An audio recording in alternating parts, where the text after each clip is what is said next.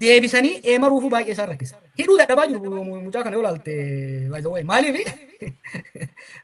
kominikee godhaan ture ammoo warra gamaa gamana jiru kana. Gurbicha bakka inni jiru ni beeku. Warri Oromiyaa dhimma kana dhaamsuudhaaf gurbaa san qabaa jedhanii. Warri Amboo garuu gurbaa qabuu inuma barbaadu. Gurbaan garuu naqamnaa waan beeku hunda nan himaa jedhan.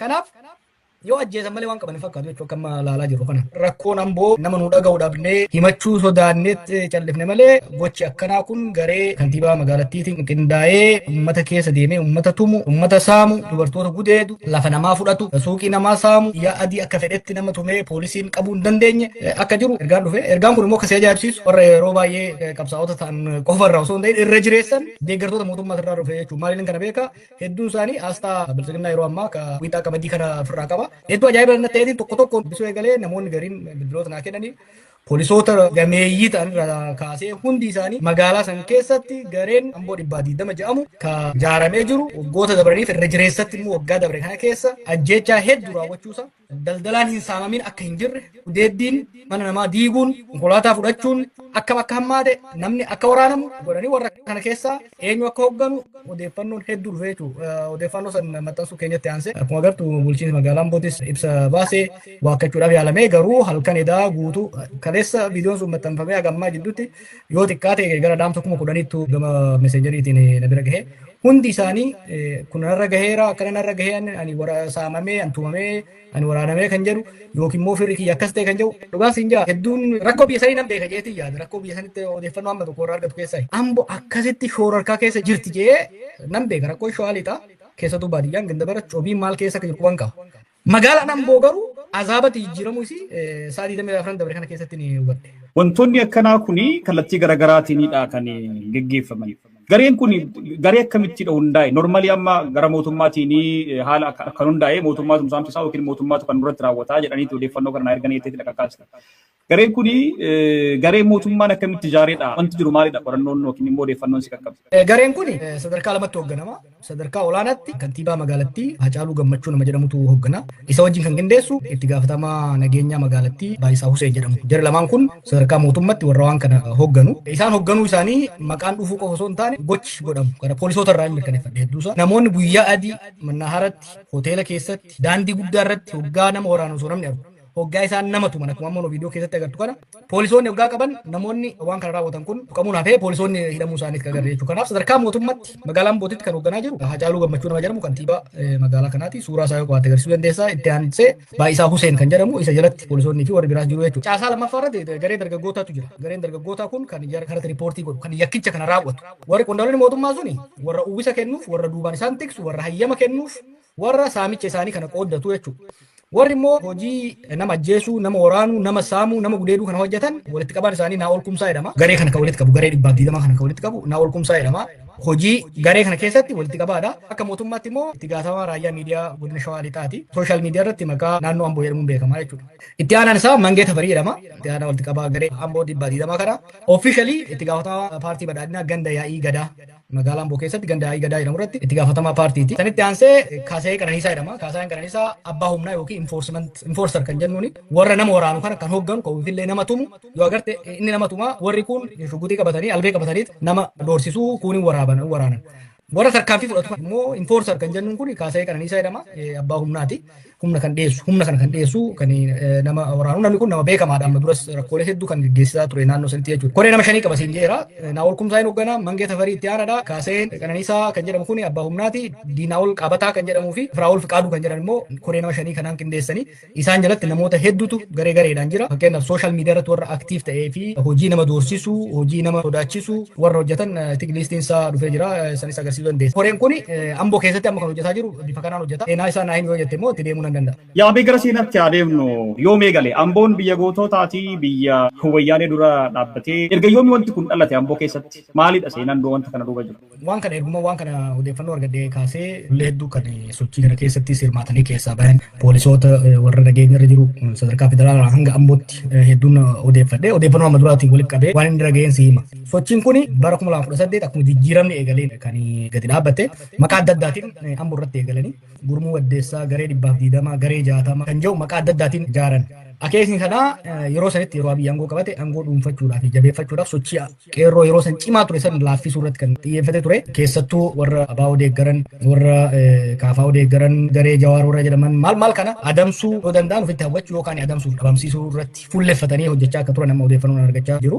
Kana ragaa kasii bahu ijoolleen amma reef maqaa siidhee kun garee warra fakkaatee bakka bu'aa ABO faa ta'e bakka bu'aa KFO faa ta'e keessatti agartaa jechuudha. Dhaabbilee kana luuxanii akka seenan godhanii dhaabbilee kana laaffisuu irratti itti deemaa turanii. Akkasumas gaafa lammaaf Abiyyi gargar bahanii wal lolan warra qondaalota mootummaa garee lammaa jedhaman horsiisuu cinaa ajjeesuu nama baay'ee bakka adda addaatti ajjeesan. Akka fakkeenyaatti kan inni himuu danda'u fakkeenyaaf namuu kan beeku ittiin gurbaan sun komishinar Dachaasaa Bitimaa Amboo Hoggaa seenu garee kana kan rukutee miidhaa guddaa irraan ga'ee wal'aanamee hagammaatu guutuutti hin fayyine. Akkasumas Burraayyuu irratti komishinar irraa fadde maqaasaa isa warri ajjeese garee kanaan wal keessa akka jiran odeeffannoo nama argaa jiru. Kana waanis ga'ee fakkeen akka komishinar Dachaasaa kana gurbaan isa rukute suni abbiloo jedhamanitti fakkaata. Gurbaan sun qabamee ture waggaa 15tti murtaa'e garuu amma bahee Finfinnee jira garee kana keessatti kallattiin hirmaataa jira jechuudha. So 2018 irraa hanga 2020tti qabsoo Oromoo keessatti jeequmsi akka uumamu qoqqoodamni akka uumamu namoonni akka walitti bu'an yeroo fakkeenyaaf hiriirri godhamu hiriirri sun gara jeequmsaatti akka jijjiiramu namoonni akka walitti bu'an hojjechaa turanii. 2020 booda erga Haacaaluu wareegameen ullee hidhamne booda sochii san humna guutuudhaan dura dhokatanii hojjetaa turanii humna guutuudhaan sochii qeerroo rukutuu irratti bobbaafamanii Amboo qofarratti osoo hin ta'in babal'ifamanii Shaashamannetti, Naqamtetti, Harargeetti bakkoota adda addaatti miseensonni achitti leenjifaman kun deemanii namoota leenjisaa ijaaraa turan jechuudha. Erga nu hidhamnee qabsoorri qeerroo rukutamee booda irra caalaa waraana bilisummaa Oromoo irratti fuulleffatan. Kanas bifa lamaan hojjetanii tokko qoqqoodumsa uumuudhaan sochiin waboo Wallaggaas cehuun qabu jedhanii keessattuu dhalattoota Wallaggaa Amboof gara Burraayyuu fana kan jiran Finfinnee jiran kana irratti fuulleffachuudhaan adda qoqqooduu rukutuu irratti fuulleffatanii kan hojjetaa turanii. Itti aansee garee kana keessa namoonni filaman waraana bilisummaa Oromootti akka seenan yookiin immoo waraana bilisummaa Oromoo fakkaatanii kan bara tokko shanee shimee jettaniin san kan keessatti akka ijaaraman godhamee jechuudha. Gareen kun shoora guddaa taphate jeequmsa Oromiyaa keessatti keessattuu Shawaa Lixaatii fi Shawaa Kaabaa, Shawaa Kibba Lixaa keessa sochii waboo dura dhaabbachuu fi maqaa balleessuu irratti shoora guddaa taphatan jechuudha. Erga goota lamaan dabran kan ammoo hojii isaanii irra caalatti gara magaalota Oromiyaa keessatti magaalota biraatti illee deeman. Wanti kun wanni nama keenya hubachuu qabu sochiin kun Amboo irraa eegalu malee caasaan isaa yeroo warri Amboo irra keessattuu gameeyyii turan amma sadarkaa Oromiyaatti qondaalota keessattuu magaalaa Shaggar jedhamu Tashoomaa Addunyaa hogganu kana keessatti caasaa gandaatirraa kaasee aanaalee kutaalee magaalaa hedduu keessa jiranii magaalota keessatti hojii saamichaa, hojii ajjeechaa, hojii ukkaamsaa bal'aa keessatti hirmaatanii kan jiran isaanis odeeffannoo waliigalaa caasaa tokko tokkoon argachaa jirra. Caasaa gandaan jiruu fi aanaan jiru argachaa jirra. Hedduu naannoo Finfinnee fi Shaggar kana keessatti sochii guddaa kan qabanii magaalota jajjaboo handhuura qabsooti. Handhuura sabboonummaa Oromooti jedhamee yaadamu irratti xiyyeeffannoo guddaadhaan hojjetan gaduummaadhaan Naqamtee, Shaashamannee akkasumas Adaamaa, Harargee keessaa, Awwadaay, Baddeessaa, Gujii keessaa, Booran keessatti bakkoota adda addaatti bakka sochiin ni jira jedhamee jirutti sochii guddaa godhan. Karaa caasaan kun Oromiyaa keessatti babal'ate tokko si eereetiin fixa. Hedduun ajaa'ibe ijoolleen bara san beeknuu fi hedduun isaanii yeroo gabaabaatti gariin poolisii ta'anii gariin paartii seenanii gariin damee nageenyaatti makamuudhaan godinaalee Oromiyaa hedduu keessa yeroo ammaatitti itti gaafatamaa paartii fi itti gaafatamaa damee nageenyaa ta'anii kan muudaman qalbii hadhaamee godinoota jiran keessatti itti gaafatamaa paartii fi itti gaafatamaa nageenya ta'anii kan hirmaatan hedduun isaanii warra garee kana keessatti hirmaachaa turan akka ta'edha kan argaa jirru. Waliigalatti egaa sochiin kun 2018 irraa kaasee babal'ataa deeme. Kan hedduu nama yaaddeessu kan amma Amboottis, Shaashamanneettis, naannoo Shaggar kanattis, Naqamteettis kan argaa jirru waggoota isa dura irra caalatti sochii siyaasaa irratti fi sochii humna siyaasaa biraa rukutuu irratti fuulleffataa turan. Jechuunis sochii qeerroo dadhabsiisuu irratti, sochii ABO dadhabsiisuu irratti, sochii KFO dadhabsiisuu irratti hojjetaa turan. Hojii siyaasaa hojjetaa turan jechuu hin dandeenya san dura. Amma garuu irra caalatti namoota dhuunfaa irratti fuulleffachuudhaan tokko faayidaa dhuunfaa ofii qabeenya horachuudhaaf sagantaa qondaalota isaanii kabachiisuudhaaf sochii hedduudha hojjetan. Hojii biraa hojjetan keessaa uummata nagaa qofa osoo hin ta'in qondaalonni fi hayyoonni poolisii illee hedduu kan miidhame, kan falatame, kan reebame, kan saamame. Maaliif walgahii mana maree magaalaa irratti namni gaafii kantiibaan hin jaalanne kaase halkan jarri kun dhaqanii tumani. Miseensi poolisii ajaja komishinarichaa yookiin immoo komaandarichaa fudhachuuti disipiliinii seeraatiin adabamuun irraa hafee jarri kun halkan dhaqee waraana halkan dhaqanii tuman.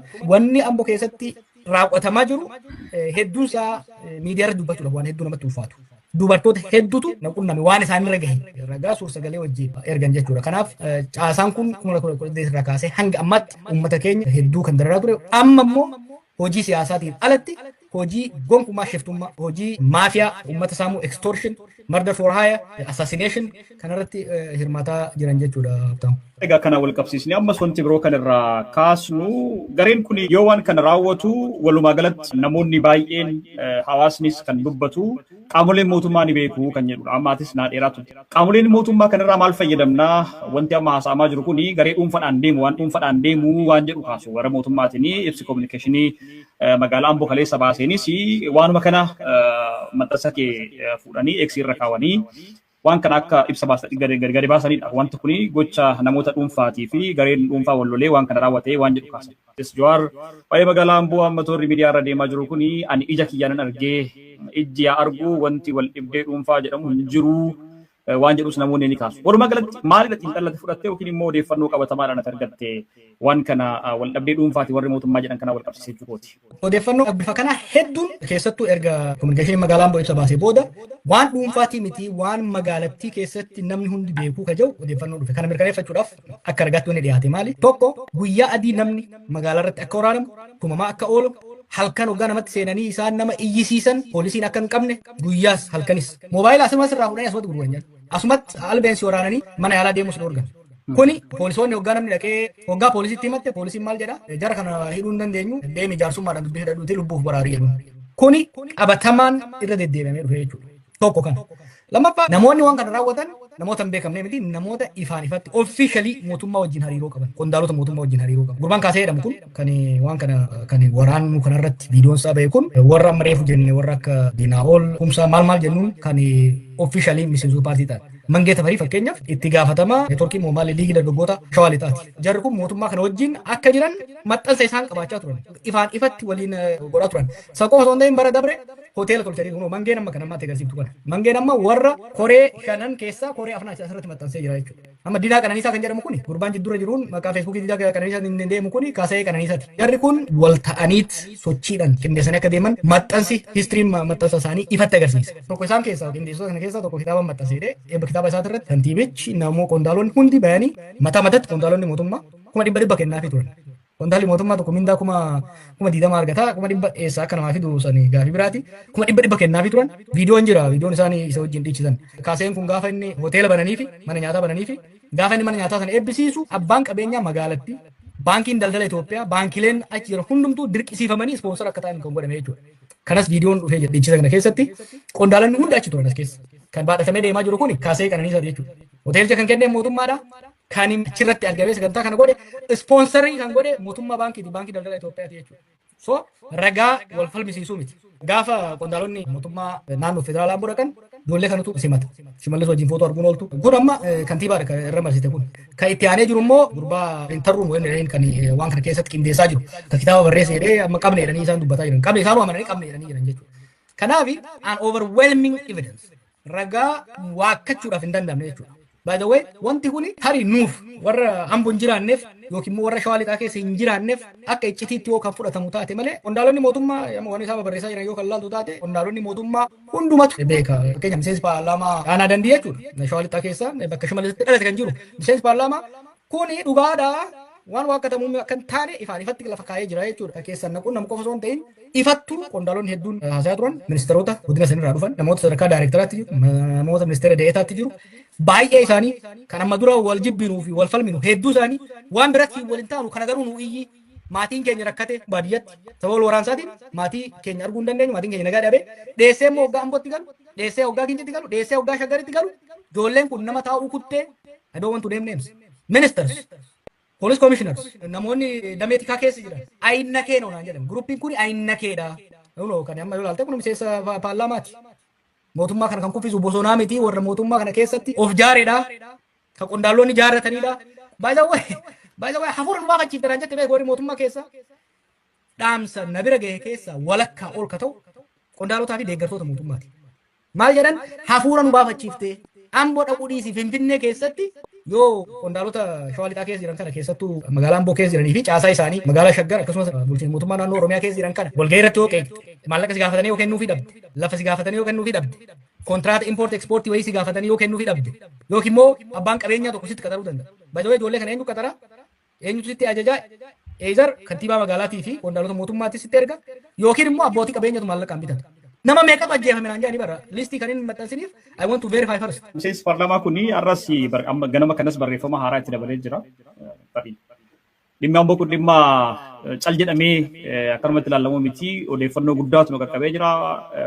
Kan mootummaa kana kuffisu shanee bosona keessa jiru miti jedhanii kan barreessu waraana bilisummaa Oromooti miti kan kuffisu warra shanee mataa ofii ijaarratanii magaalaa keessaa qabanidha. Ragaa qabatamaatu nagahee jira, qorachaan jira, hin dubbannaa, hin qorannaa, gadi baafnaa, waan jedhudha kan inni dabalataan baase. Tarii yaasaadhuma keessi cimsuu fi odeeffannoo kaas irratti dabaluuf. Kun miseensi paarlamaati miti. Waan akkana ministeeronni natti himaniiru. Ministeeronni natti himaniiru. Komishiinaroonni poolisii natti himaniiru. Jeneraalonni natti himaniiru. Warra bara carraa biraa osoo argatee na dhabamsiisu beeka kanatti himaa jiru. Maaliif hin salphanne hin duune waa hunda caalaa garee kana sodaatamaa jedha biyyan keessatti. Gurbaan sani baay'ee itti gaafatamaan isaanii duuba deebisi gurbaan reefu siin jechuun ka waan san hoogganu gurbaan naa'ol kumsaa jedhamu kana gurbaa kana. Ofishaalii raayyaa miidiyaaf geggeessa walitti qabaan immoo isa jalatti kaasee fi warri kun jedhan jechuudha. Dhagayi kan baraan jechuun biyya san xiqqoo waan hin beekne fakkaatee ture. Maafiyaan sadarkaa kanatti Oromiyaa keessatti keessattuu Amboo keessatti miseensi paarlaamaa wanni barreesse waan anis natti dhagahame. Amboo ummata dhugaa san ummata dhiira san ummata jayina san shorar keessanii nama keessa ajjeesanii fixan. By the way imaanaa geetuu gurbaa waan baay'ee na gaddisiise kan biraan sitti hima. Imaanaa geetuu jedhamu sun hin beektan hojii hojjetaa ture qabsoo qindeessitoota qeerroo hangafa keessaa ture. Imaanaa Galaanaa Imaanaa Galaanaa. Imaanaa Galaanaa garee kanatu ajjeesiise. Maqaa isaanii nan baasa. Garee kana jechuun ijoollee tanaa miti ijoolleen xixiqqoo warra isaanii ol warra ijoollee kana jaalee jira. Jara santu ajjeese barsiisaa tokkos barsiisaa beekamaa achi keessa kan ajjeese. Amboo shawaa lixaa keessatti nama lubbuu qaba jedhamu. Abbaa qabeenyaa lubbuu qaba jedhamu. Ayyuu lubbuu qaba jedhamu. I think Dr. Taadasaa Rabbi baasee achi jiraachuu isaa mooji. Isallee warra listii keessa qaban akka ta'e natti beekaman tokko. Taadasaa kanaan fakkaatu kan Amboo hoogganaa ture sun jechuun yuunivarsiitii Amboo hoogganaa ture sun. Namoonni hedduu Amboo fi shawaan lixaa biqilchite naannoo san dhaquu hin danda'an biyya alaatti doorsifamu imaanaan hunoo kana. Gurbaan kun gaa qindeessaa nama ture nama hedduu jaba fuudhanii laga keessatti gatan jechuudha. Ijoollee kana immoo maal godhusti fakkaate. Ammallee gara tokko dhufaa jiru ijoollee waddeessaa, ijoollee ginda barate, ijoollee jalduu jedhanii qoqqoodanii ofii immoo wal ajjeechisiisu jechuudha. Kanaaf wanti kun wanti jala muramee himamuu danda'u garee kana kan gurmeesse jalqaba mootummaatu hojii tikaatii fi hojii siyaasaa keessattuu mormitoota jalqabarra nu itti aansee warra waraana bilisummaa Oromoo kana ittiin rukutuudhaaf gurmeesse sanbooda amma qallabu waggaa dadhabu uummatarra akka nyaatan. They became guns for hire. Abbaa qabeenyaatu qatara, qanxiibaatu qatara, ministeeratu qatara. By the way waan tokko tokko fa'aa waan nama qaanessu kan hundi himuu hin barbaanne. Ministeeronni Finfinnee jiran ijoollee kana qataranii maatii walii ajjeechisiisu. Aangoo irratti waggaa lolan hin beekta garee abaluu jedhama hin beekta Bilxiginnaa keessa. Gaafa wal lolan walgahii federaala irratti haa taatu walgahii naannoo irratti yookiin immoo dhimma tokko irratti gaafa wal lolan ministeeronni jeneraalonni komishiinaroonni ijoollee kana qataranii wal ajjeechisiisan maatii walii ajjeechisiisan maatii walii garabsiisan gudeechisan jechuudha. Salphina akkanaa argeen beeku keessattuu maal balleessu uummanni Amboo kun Niiwoorkii si goona jedhanii uummanni Amboo Niiwoorkii na godhaa jedheen qabsu uummanni Amboo nagaa naa kennaa ittiin almaan kiyyan ajjeesinaa bilisummaa nagaan bahee akkan galu naa ayyamaa jedhe azaaba kana keessatti naquun baay'ee garaa nama nyaata. Obbo Jawaar egaa kanaan wal qabsiisnee wanti guddaan asirraa kaasnu egaa hooggansa kun Shimallis Abdiisaa wajjin illee suuraa qabu jarri kun. Akkuma atu jette immoo Dammallaash Gabra Mikaa'el fa'aadha kan waan kana ijaaree jetteeti irraa dubbachaa turte. Poolisiin koomishinar yookiin koomaandarri magaalaa sanaa dhimma kana keessa harka qaba jetteetidha kanattis kaasaa turte namoonnis kan ragaa bahaa jiran. Deeggartoonni jara kanaa otoo isaan waan kana raawwatanu ifatti bahanii goota koo leenca koo maalii koo jedhanii sooshaal miidiyaa irratti koomentii walii kennuu barreeffama suuraa gurbaa kanaafaa poosti godhuu sheer godhuu maal godhu. Bu'aan isaan ni arganna jedhanii itti yaadan maalidha? Hanganuma asumeedha warri biyya bulchaa jiran kun jechuu dandeenya jechuun namni tokko yoo bu'aa siyaasaarraan buufanne waan kanarraati gariin biyya bulchaa jiru kuni gareedhuma maafiyaa akkuma barbaadetti har'umaaf jiraachuu qofa waan kana raawwatu jennee bira darbuu dandeenya. Xiinxalli kee maalidha asirratti? Akkuma siin jedhe jalqaba irratti damee tikaa mootummaatu ijaare kana dhibbaa dhibbatti waan kaneeffadheedha. Yeroo san Dammallaash itti aanaa damee basaasa biyyattii ture achi ijaaratti ijaarame yeroo san waan baay'ee ta'e isaan jidduutti walillee ajjeechisanii jiran walillee ajjeesanii jiran yeroo wallaansoon aangoodhaa isaan jidduu ture san jechuudha.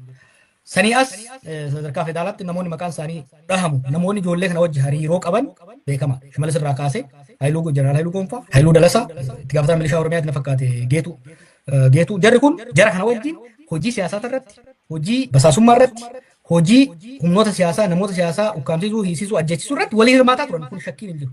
Wanni ittiin kakachuu hin dandeenye garuu ajjeechaa saamicha amma Amboo keessa jiru kana keessatti warri sadarkaa Oromiyaa jiran warri akka Shimallis, warri akka Haayiluu Gonfaa hin beekanii san qorannee waan itti dhufu ta'a. Garuu ijoollee kana ijaaruu irratti isaan qofa miti bara.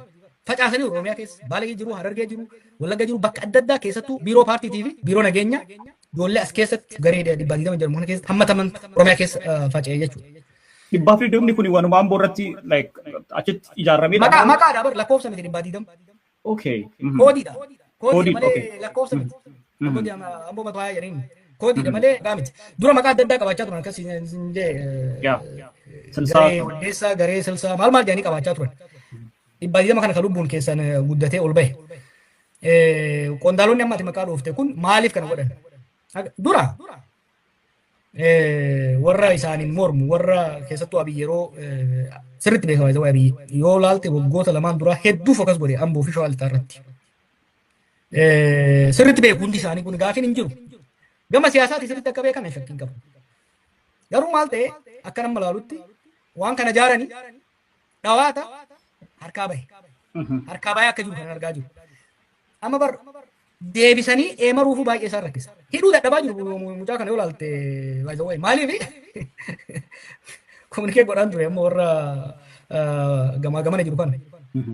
Gurbicha bakka inni jiru ni beeku. Warri Oromiyaa dhimma kana dhaamsuudhaaf gurbaa san qabaa jedhanii. Warri Amboo garuu gurbaa qabuu inuma barbaadu. Gurbaan garuu naqamnaa waan beeku hunda nan himaa jedhaan. Kanaaf yoo ajjeesan malee waan qaban hin fakkaatu jechuudha akka amma laalaa jiru kana. Kuni immaajin ture Amboo keessatti qofa. Kan Shaggar keessa jiru, kan Finfinnee keessa facaasan, kan Oromiyaa keessa facaasan. Shaashamanneetti bari. Caasaa Shaashamannee sagantaa biraa irratti si ibsa qorachaa jira. Caasaa Shaashamannee garee kanaa kan hogganu nama diyaaspooraa irraa dhufe Daani'el Washoo jedhama. Obboleessa kantiibaati. Amma dura dubbachaan ture eegaluusi dubbannee booda xiqqoo lash jedhanii jira. Nama ukkaamsaa turan Finfinnee Shaashamannee keessa doktora tokko maqaan dha'u warra Shaashamannee sirriitti beekan qabanii miliyoona 6 irraa fudhatan. Shaashamannee keessa Shaashamannee sabaaf salammiin uummanni biyya san keessa jiru namni waa qabu hundi keessaa dheessee bahee jira. Amboos akkasuma. Dur nuti wal waraansa dheessee deeme seena namni. Dur maqaa adda addaa hin himatan sana amma ifatti itti ijaaramanii Adaamaa keessatti Haayiluu Jaldee jalatti kan ijaarame caasaa isaa qorachaa jirra jechuudha. Maal ta'e dura hojii siyaasaa ittiin hojjechuudha ijaaranii booda qondaalonni sadarkaatti jiran waarloonni uumamaa jira bara gurbaa. Waarloon local mafia. These are mafia group. Butii qabu. Poolisiin hin beeka. Dannatii jedhaani. Dannatii immoo miti. Officially nis jalan jiran jala ijoolleen kun. Dannatii jedhuuni garuu dannatii miti. Dannatiin ni beeka. Amma warra qondaalota olaanoo tika biyyoolessaa nis keessa jiran gaafadheen ture. Jara kana isin bobbaasee akkamitti eemaruu dadhabdanii. Okay. Hojii siyaasaa nama siyaasaa irra tarkaanfii fudhachuun akka tokko ta'e ummata siviiliin nagayaa hoggaa ajjeesa hoggaa akkanatti isaan nutuu hin dandeenyu. Meeqaan tam hidhuu yaallee dadhabne. Warri biraan gaafadhe warra abbootii seeraa dura jiru. Abbootiin seeraa akka itti jara kana sodaatan makkalaakeen sodaatan. Makkalaakeen yoo makka mammaatu nu kakkabalee nu hidhaa jedhan. Kun nu ajjeesaa jaartii nu fuulduratti gudeedaa daa'ima nu jalaa ajjeesa jedhanii sodaatan beekta. Lukas waan isaan fakkaatan jechuudha. Kanaaf wanti shoorarkaan akkana uummata keenya irratti godhame kuni I'm not sure mootummaan yoo ka danda'e balaa uummata irra facaase kana deebi'ee to'achuu danda'u isaa mooji.